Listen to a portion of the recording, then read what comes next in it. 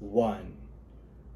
Mr. Speaker, ladies and gentlemen, one of the most empowering and rewarding things in this world is to become a mother. From womb and conception to seeing the growth and development of your child, all the way until your child one day becomes the person of their own and maybe even a parent, a mother, a father for their own future family. We think that these things are all beautiful, but we also recognize that it comes with so much pressure, anxiety, stress, since the 9 months of pregnancy after conception is just the start, and anyone who has a mother, a grandmother, knows the difficulty of that.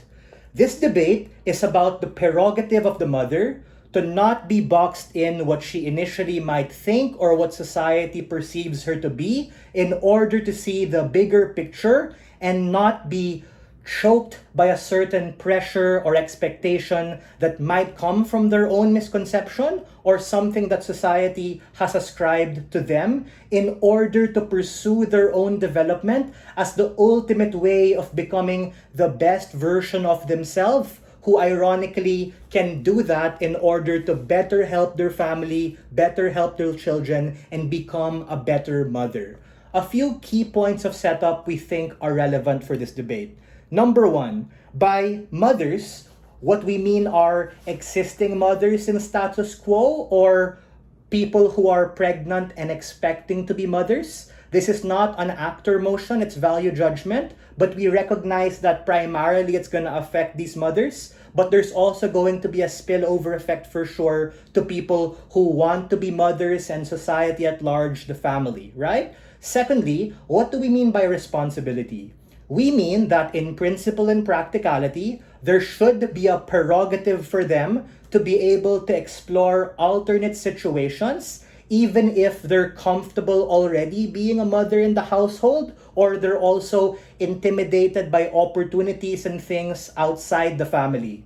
We think that this is the ultimate exercise of choice and agency, which becomes a prerequisite for them to be able to actualize as an individual in order to unlock capacities to be able to become a better mother. Thirdly, by dream and pursue, we mean literally being able to see the bigger picture of your role in the family, but also broadening your horizon to be able to conceptualize that your family and yourself does not exist in a vacuum. It's part of a bigger world, and you should be able to leverage on opportunities to be able to help them out more. By pursue, if you think it's a worthwhile opportunity to be able to do something, then go ahead and do it. Lastly, number 4 is, what do we mean by this thing of pursuing? We think it includes but is not limited to A, economic opportunities like being a working mom, achieving your corporate aspirations, the whole girl boss narrative,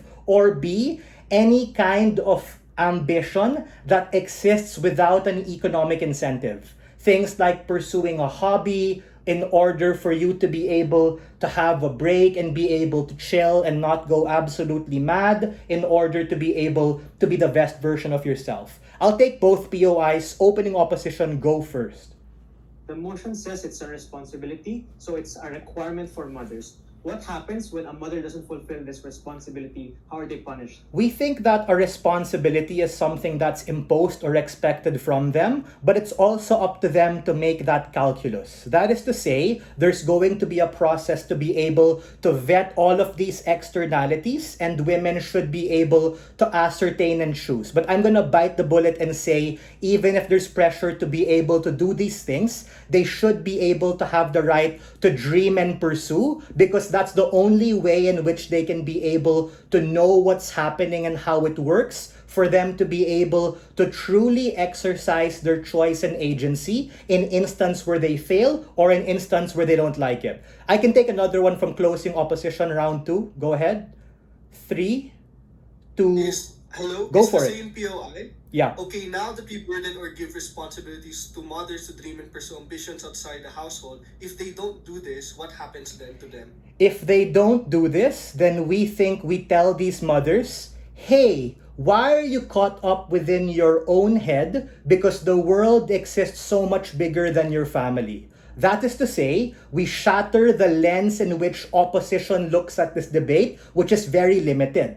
They kind of have blinders on right now na family is good, household is good, that's what I have to do. I'm not saying that's wrong. I'm saying that in order to be the best version of yourself, in order to help your family, you need to be able to see things from a bigger picture and have a chance to be able to dream. Because in instances where you weren't able to explore these opportunities, that's where regret seeps in, Mr. Speaker. Regret and even resentment for your husband, for your family, and for your own life because, I wasn't able to take this job I wanted to do. I wasn't able to become the yogi I always wanted to be. I wasn't able to start that Shopee business I always dreamed upon. So, in order to broaden their capacity, we want them to be able to dream and try, even if this puts pressure on the family. And that is what I'm going to defend, right? I am going to be very clear with the trade-off that this is going to be stressful, it's difficult,